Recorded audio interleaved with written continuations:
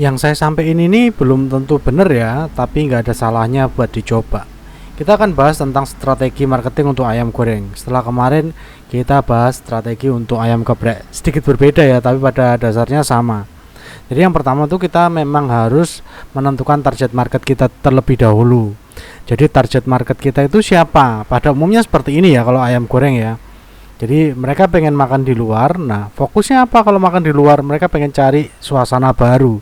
Jadi kita buat tempat bisnis kita atau layanan bisnis kita itu beda suasananya, beda cita rasanya juga. Jadi pastikan ayam goreng kita itu beda sama yang dimasak orang-orang di rumah. Jadi ada sedikit perbedaannya.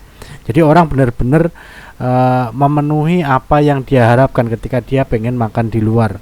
Terus kemudian yang kedua, umumnya mereka pengen acara kumpul-kumpul, entah itu nanti di tempat kita langsung, di tempat bisnis kita, atau mereka pesan untuk di rumah.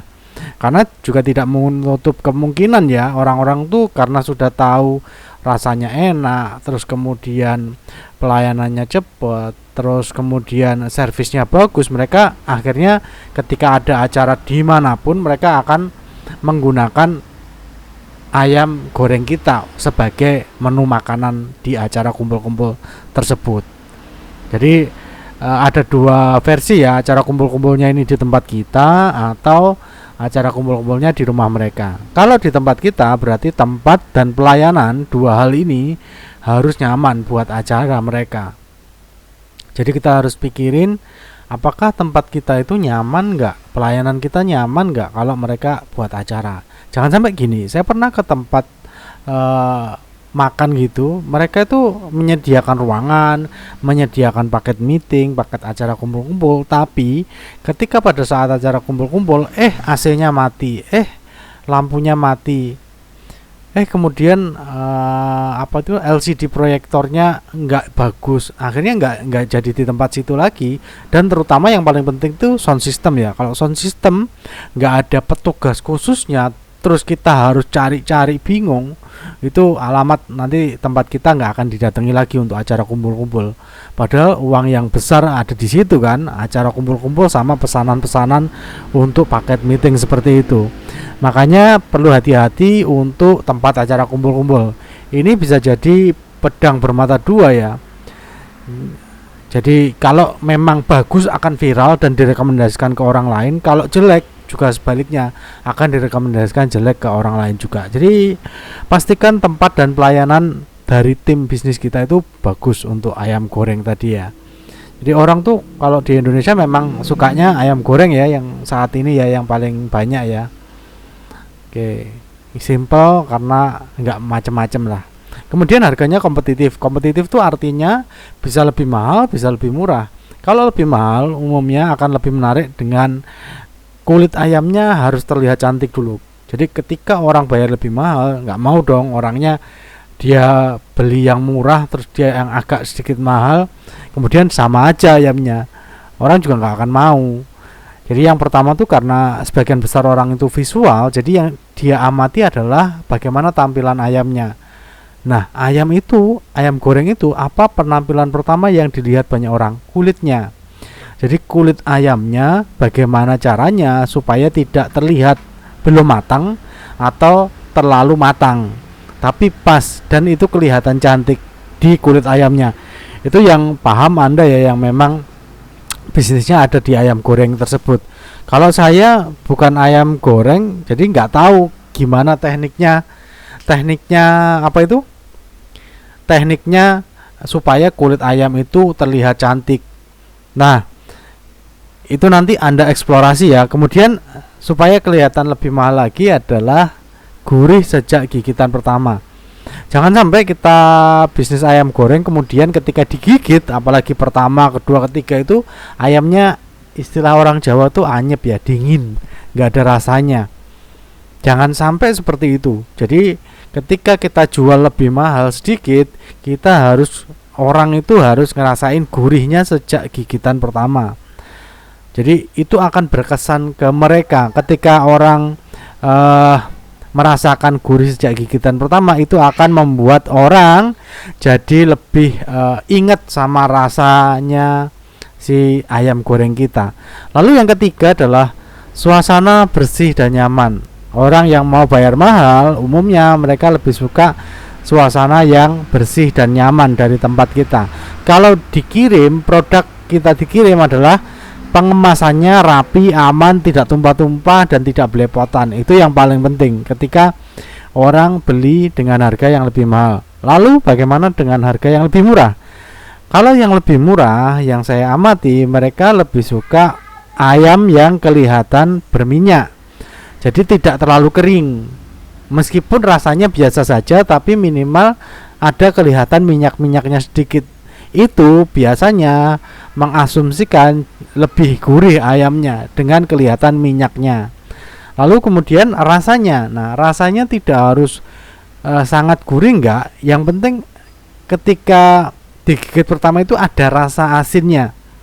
Umumnya seperti itu. Jadi ketika digigit jangan sampai dingin seperti tadi ya, tapi minimal ada rasa asinnya. Itu bisa membuat orang oh ya enak gitu.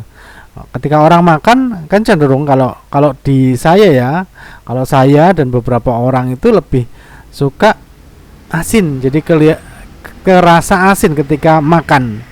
Bukan terlalu manis, bukan terlalu pedas, bukan, tapi asinnya dulu sebagai cita rasa gurihnya. Mirip-mirip sama gurih, tapi kalau gurih itu antara perpaduan asin sama manis ya. Tapi kalau asin itu ya minimal gigitan pertama itu rasanya asin gitu, ada rasanya minimal. Itu kalau kita jual lebih murah. Terus pertunjukannya gimana? Pertunjukannya adalah gunakan rendaman bumbu. Jadi orang itu ngelihat ada ayam yang sedang direndam dalam bumbu khusus. Itu mempersepsikan bahwa ayam kita itu beda sama yang di rumah. Jadi kalau beli di tempat kita beda yang di rumah sama yang di rumah. Kalau yang di rumah mungkin ditaburin bumbu aja, dioles-oles kayak gitu langsung digoreng ya. Terus rendamannya juga warnanya kayaknya sih beda ya. Kalau memang kita sudah profesional untuk di ayam goreng, memang warna dari rendaman itu beda sama yang rendaman yang di rumah. Kalau kita beli bumbu saset itu pasti akan berbeda. Nah, rendaman bumbu inilah yang akan mempersepsikan bahwa ayamnya diolah secara khusus dengan bumbu khusus. Lalu kemudian yang kedua adalah proses penirisannya. Ketika ayam direndam kemudian kan digoreng ya.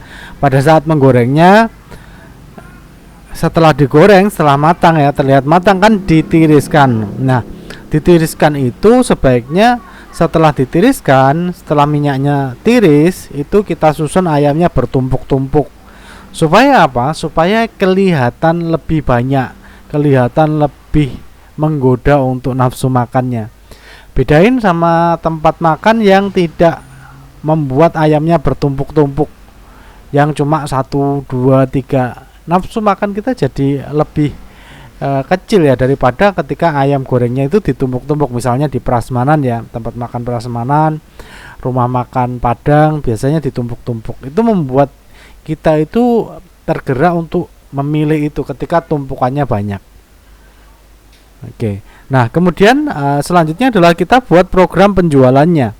Program penjualan ini harus sesuai dengan kebutuhan market seperti yang saya jelasin kemarin ya di video sebelumnya.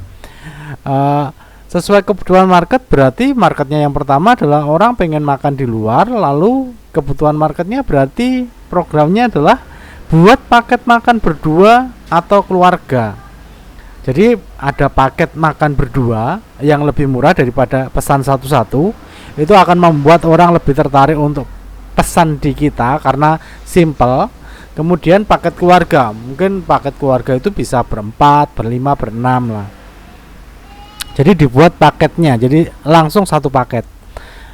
Kemudian ada VIP room, ini untuk yang orang suka acara kumpul-kumpul. VIP room ini juga bisa dikombinasikan sama free delivery kalau orangnya kumpul-kumpulnya di rumah bukan di tempat kita. Plus bonus. Nah, ini yang membedakan antara paket berdua atau keluarga ya.